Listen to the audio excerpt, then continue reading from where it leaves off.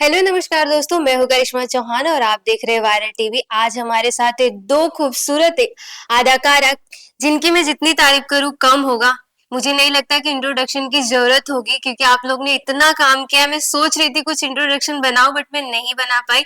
आप दोनों का स्वागत करते हैं वायरल टीवी में। फर्स्टली कॉन्ग्रेचुलेशन नए शो के लिए। क्या कहना चाहोगे मैम? आपसे जानना चाहेंगे पहले कि जब आपने टाइटल सुना, बहुत ही अलग है। साली आधी घरवाली हमने तो सुना था, लेकिन यहाँ पे पूरी घरवाली हम फर्स्ट टाइम सुन रहे हैं। तो जब आप लोग ने फर्स्ट टाइम मतलब आपने सुना तो क्या कुछ रिएक्शन आपका था शो को लेकर? देखिए, मुझे हमेशा कॉमेडी करना पसंद आता है। और जब नवीन ने मुझे कहा कि मैंने एक प्ले लिखा है और आप वो सुनिए, मैं चाहता हूँ कि आप वो प्ले करें। तो मैंने जब सुना तो मुझे फर्स्ट टाइम में इतनी हंसी आई। मैं हमेशा अपना फर्स्ट रिएक्शन देखती हूँ कि अगर मेरा कोई इमोशनल रोल है, अगर मेरी खुद की आंखें भर जाती हैं वो सुनने के बाद या वो सीन देख सुनने के बाद, तो मैं वो करती हूँ। और अगर मुझे कुछ बहुत ही एंटरटेनिंग लगता है तो भी मैं करती हूँ। अगर मुझे पहला इंप्रेशन मेरा ये हो कि नहीं, इसमें तो मजा नहीं है, तो मैं नहीं करती। मैं ऐसा काम नहीं करती। तो जब उसने मुझे सुनाया तो मेरे को बहुत हंसी आई उस सुन सुन के ना, जो वो प्ले सुना रहे थे। तो मैंने डेफिनेटली मैंने बोला कि हाँ, मैं जरूर करूंगी। लेकिन उसके बाद काफी टाइम लगा क्योंकि मेरी कास्टिंग के बाद जब उनको मेरी सिस्टर की कास्टिंग करनी थी और जो उन्होंने एक और जो योगेश जी रोल कर रहे हैं उसकी कास्टिंग करनी थी, तो उसके लिए उन्होंने 2-3 ऑप्शंस ऐसे बीच में आए। हमने कभी रिहर्सल शुरू की, फिर उनको नहीं जमा या कोई कई चीजें हुई। तो मैं इन सब में से सबसे पहले मैंने रिहर्सल स्टार्ट की थी। और फिर मुझे ऐसा भी एक टाइम में लगा कि ये तो शायद बनेगा ही नहीं क्योंकि हो ही नहीं पा रहा था। लेकिन अब मैं कहूंगी कि बहुत ही परफेक्ट कास्टिंग हुई है। विदिशा मेरी बहन लगती है, सब बोलते हैं कि हम दोनों सिस्टर्स लगती हैं। और बहुत प्यारी एक्ट्रेस है। आप लोगों ने तो देखा ही है उनका काम। और योगेश जी कॉमेडी के मास्टर हैं। उन्होंने काफी। और नवीन को मैंने एज एक्टर मैं उनको जानती थी क्योंकि हम लोगों ने कपिल शर्मा शो में भी इकट्ठे किया था और बहुत सारे और सीरियल्स में काम किया था। लेकिन मुझे ये नहीं पता था कि वो डायरेक्टर भी हैं, मुझे नहीं पता था कि वो राइटर हैं। लेकिन उनमें बहुत खूबियां हैं, मैं कहूँगी। वो अच्छे एक्टर के साथ साथ अच्छे डायरेक्टर हैं, अच्छे राइटर हैं और गाते भी बहुत अच्छा है। और सबसे कमाल की बात है कि इस प्ले में हम सबने गाना गाया है। मतलब मैंने उनको बोला कि हम गाना कैसे गाएंगे, हम सिंगर्स थोड़े हैं।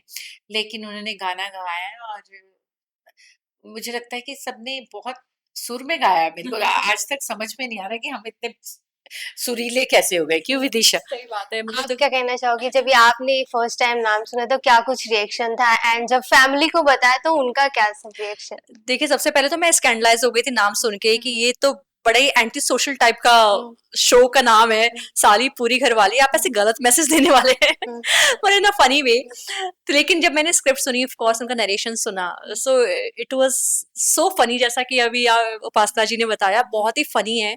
और सुनते सुनते ही इतना हंसे कि मेरे पास ना कहने का तो सवाल ही नहीं था। और अभी भी, आज भी हम जब रिहर्सल्स भी करते हैं तो हम इतना हंसते हैं रिहर्सल करने में भी, इतने 1 महीने के बाद भी जब हमारा शो पूरी तरह रेडी है फिर भी हम एक दूसरे की परफॉर्मेंसेस देखते हैं ना, तो इतना हंसते हैं। सारे पंचेस में हमें अभी भी हंसी आती है जबकि हम उसको 100 बार सुन चुके हैं। तो जस्ट इमेजिन, ऑडियंस को तो मजा आएगा ही आएगा। बहुत ही वेल रिटन है, बहुत ही अच्छा स्क्रिप्ट लिखा है उन्होंने, ये नवीन ने। और of course it's like a movie. हम गाने भी गा रहे हैं, डांस भी कर रहे हैं, इसमें एक अच्छा सा मैसेज भी है, इसमें सबकी केमिस्ट्री भी दिखाई गई है कि कैसा हस्बैंड वाइफ का या बहन या एक जो केयर टेकर है, सबकी कैसी केमिस्ट्री है, एकदम in a very funny way. So well written, well conceived script and कमाल के एक्टर्स हैं हम लोग। ऑफ स्क्रीन मतलब जो हम लोग रिहर्सल्स करते हैं तब भी हम लोग इतना मजा करते हैं करते करते, एंड जब रिहर्सल करते हैं, जब प्ले करते करते भी करते हैं। सो कहते हैं ना, जब अच्छे एक्टर्स हों, इतने एक्सपीरियंस्ड एक्टर्स हैं, चाहे वो योगेश हो, चाहे नवीन है, चाहे ऑफ कोर्स उपासना जी की तो बात ही नहीं है, तो इतना मजा आता है। सबको पता है कि कब किस समय कैसे रिएक्शंस देने हैं, because comedy is all about timing. कब कैसे रिएक्शन देने हैं, कब कैसे किसके पंचेस को कैसे कंसीव करना है, कैसे लेना है। सो बहुत मजा आता है and I am sure audience gonna love it. So ma'am आपसे जानना चाहेंगे कि आपने फ़िल्मों में, टीवी में, ओटीटी हर जगह हर मीडियम में आपने काम कर लिया, तो जब ये लाइव परफ़ॉर्मेंस करते हैं, प्ले करते हैं, तो वो कितना डिफरेंट होता है मतलब ऑडियंस को? ऐसा होता है कि हम जब कोई मूवी या कोई फ़िल्म कर रहे हैं या टीवी शो कर रहे हैं, तो कैसा होता है कि हम अगर कुछ लाइन भूल भी रहे हैं, तो हमें पीछे से पता चल जाता है और या तो हम स्क्रिप्ट लेके पढ़ सकते हैं, बट यहाँ पे ऐसा कुछ नहीं होता। तो जब भी आप लोग अगर कुछ भूल जाते हो लाइन, तो कैसे हैंडल करते हो? और वो कितना डिफरेंट होता है वहाँ पे लाइव परफॉर्मेंस करने करते टाइम? देखिए, जो प्ले करना है स्टेज पे वो सबसे ज़्यादा डिफ़िकल्ट होता है, क्योंकि फ़िल्मों में तो आप रीटेक कर सकते हैं, तो इसमें कोई रीटेक नहीं है। ये तो जो सिंगल शॉट है वही, जब तक आप स्टेज पे खड़े हैं आपको कोई डायलॉग नहीं भूलना चाहिए। और सिर्फ़ आप ही नहीं, आपके साथ के जो और एक्टर्स हैं, वो भी एक तरह से चैलेंज होता है, बाय चांस वो भूल जाएँ, आप नहीं भूले और वो भूल गए, तो फिर कैसे मैनेज करना है? चलिए वो भी नहीं भूले, बाय चांस माइक खराब हो गया या लाइट चली गई या कोई कुछ भी हो सकता है, ठीक है? इसलिए स्टेज पे जो करना होता है ना, वो सबसे डिफ़िकल्ट चीज़ होती है। और आपको एक ही बार में 2 घंटे के लिए लोगों को बाँध के रखना है अपनी परफ़ॉर्मेंस के साथ, क्योंकि आपके पास ऐसा तो नहीं कि कोई बहुत बड़े सेट हैं या आप पता नहीं क्या ग्रेजर दिखा रहे हैं, लोकेशंस आउटडोर दिखा रहे हैं, आपको अपनी परफ़ॉर्मेंस से बाँधना है लोगों को। इसलिए अगर कोई स्टेज कर लेता है, मुझे लगता है एक्टर, तो वो उसके करियर के लिए बहुत ज़्यादा अच्छा रहता है। मतलब मैं कहूँगी कि फिर वो मंझा हुआ एक्टर बन जाता है, क्योंकि फिर उसके लिए जो ये करना है, टीवी करना है या फ़िल्म करना है, वो ईज़ी हो जाता है। तो चैलेंज तो हर बार रहता ही है। सो आपसे जानना चाहेंगे क्या चैलेंज आप लोग मतलब आपने फेस किया उस टाइम, क्योंकि टीवी एक अलग हो जाता है, लाइव परफॉर्मेंस करना काफी डिफरेंट होता है, तो वो कैसा एक्सपीरियंस रहा और कितना डिफरेंट होता देखिए, तो सारी बातें इन्होंने ही जवाब दी है? ही है सारे कि ऑफ कोर्स उसमें रीटेक्स का आपके पास स्कोप रहता है। आप और यहाँ पे फैसला ऑन द स्पॉट, आप लाइव ऑडियंस को देख रहे हो, उनके रिएक्शंस देख रहे हो। अगर आपको कभी-कभी लगता है कि रिहर्सल करते समय कि यहाँ पे तो बहुत हँसी आने वाली है और आप एक्सपेक्ट करते हो कि ऑडियंस हँसेगी और वहाँ पे ऑडियंस हँस ही नहीं रही है। वहाँ पे रिएक्शन ही नहीं आ रहा है। और कोई-कोई जगह ऐसी होती है जहाँ पे सोचा ही नहीं होता कि यहाँ पे हँसेंगे, वहाँ पे ऑडियंस के ठहाके लग रहे हैं। सो वो जो ये जो यही जब सब किक होती है, जो लाइव रिएक्शंस होते हैं ना, एक एक्टर के लिए, उसके क्राफ्ट के लिए यही किक होती है। एक हाई होता है कि हाँ, कैसे लाइव रिएक्शंस मिल रहे हैं, ऑडियंस आँखों में आँखें डाल के आप उनको इमोट कर रहे हो, अपनी बातें बता रहे हो और वो कैसे इमीडिएट रिएक्शन दे रहे हैं। सो मुझे लगता है कि एक एक्टर के लिए बहुत बड़ी चीज़ होती है। एक एक्टर को ना इसी में सैटिस्फैक्शन मिलता है कि हाँ, आपको वेट नहीं करना है कब वो टेलीकास्ट होगा, कब पता चलेगा हाँ, टीआरपी कैसी आई है, लोगों के रिव्यूज़ कैसे आए हैं। आपको तुरंत पता चल जाएगा कि हाँ, हमने अच्छा किया, हमने खराब किया, स्क्रिप्ट अच्छी है, स्क्रिप्ट नहीं अच्छी है। तुरंत पता चल जाएगा आपको। सो आपके पास स्कोप ही नहीं है गलती करने का। आपको गलती आपके पास गुंजाइश ही नहीं है गलती करने की। इसलिए गलतियाँ होती हैं, उसके बावजूद गलतियाँ होती हैं, लेकिन फिर एक-दूसरे को कैसे हम लोग उसकी भी प्रैक्टिस करते हैं कि हम लोग एक-दूसरे को कैसे सँभाल लेंगे वहाँ पे। अगर ये भूल गया तो मैं कैसे याद दिला दूँगी, किस तरीके से याद दिला दूँगी, अब करते-करते वो प्रैक्टिस भी हो जाती है। So it's fun. जब ये प्रोजेक्ट आप दोनों के लिए एक क्वेश्चन है कि जब ये प्रोजेक्ट आप दोनों के पास आया, तो इस कैरेक्टर में क्या आप लोग को अच्छा लगा या फिर इस प्रोजेक्ट में क्या अच्छा अट्रैक्ट किया कि आप लोग ने शो करने के लिए हाँ बोला? मैंने जैसा आपको बताया कि जो स्क्रिप्ट जब उन्होंने सुनाई, तो पहली मेन चीज़ जो होती है, वो स्क्रिप्ट होती है। और फिर डायरेक्टर बहुत मायने रखता है। तो नवीन जी ने काफ़ी जो इस तरह के स्टेज प्लेज़ हैं, डायरेक्ट किए हैं और स्क्रिप्ट भी अच्छी, एक्टर्स भी अच्छे, हर चीज़, मतलब उन्होंने कोई कॉम्प्रोमाइज़ नहीं किया है कहीं पे भी। सो ना बोलने का तो कुछ ऐसा था नहीं। हाँ, अगर हमें पता हो जी स्क्रिप्ट ही नहीं अच्छी है या स्क्रिप्ट अच्छी है, डायरेक्टर अच्छा नहीं है या ये बना नहीं पाएँगे या ये शो चलेगा नहीं, तब आदमी नो बोलता है।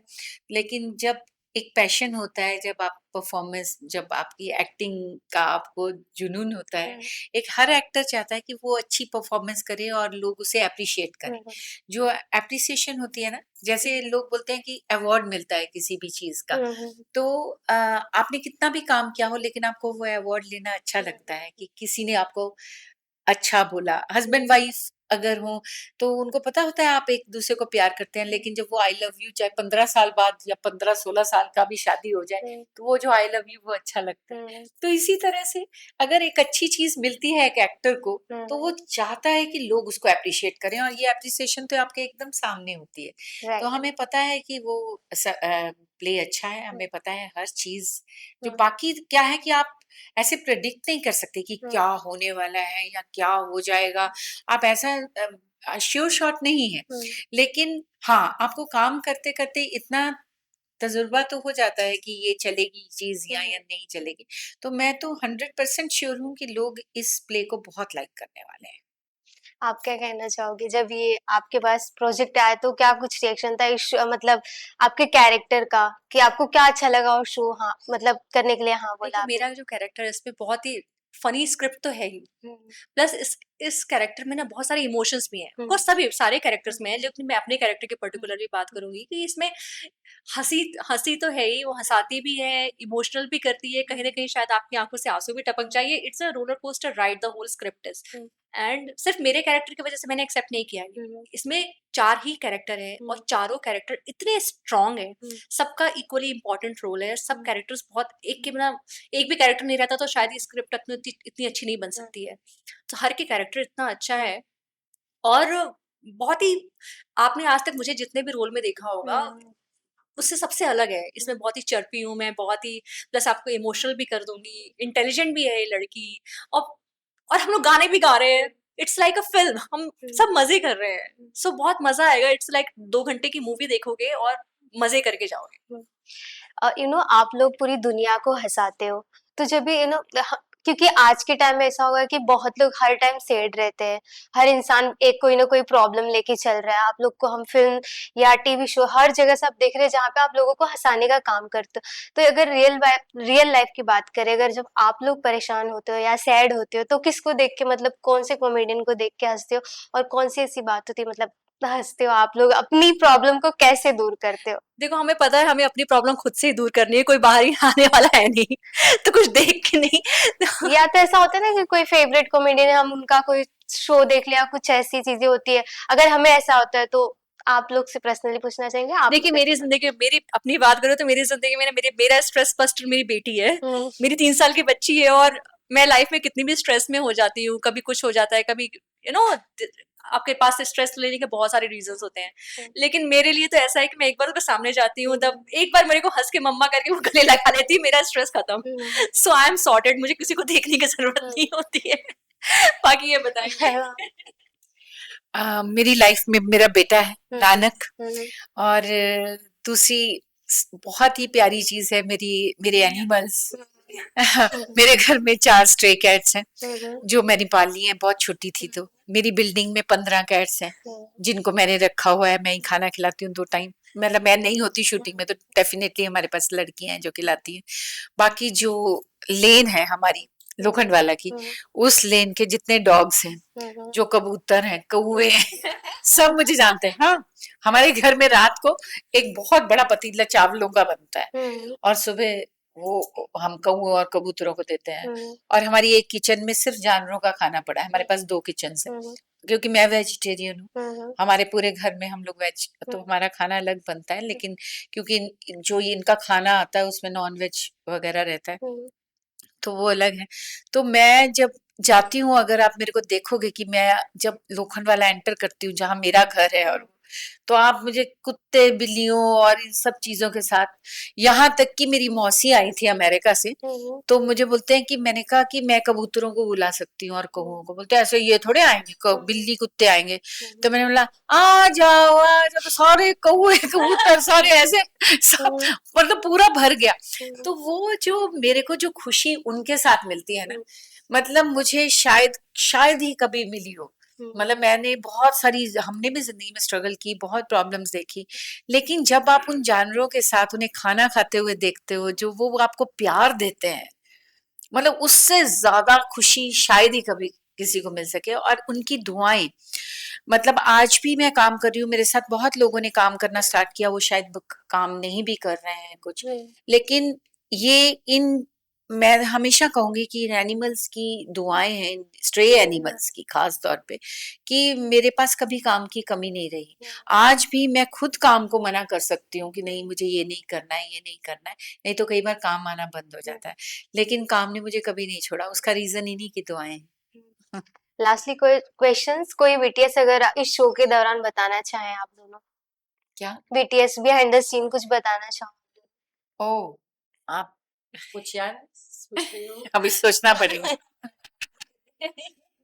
कुछ ना कुछ तो रोज होता है, ऐसा नहीं, हम लोग रोज किसी ना किसी चीज में से गुजरते हैं, और कई बार कुछ कुछ बुरी चीज में से भी गुजरते हैं, कोई अच्छी चीज से भी गुजरते हैं, लेकिन हम सब इंजॉय कर रहे हैं।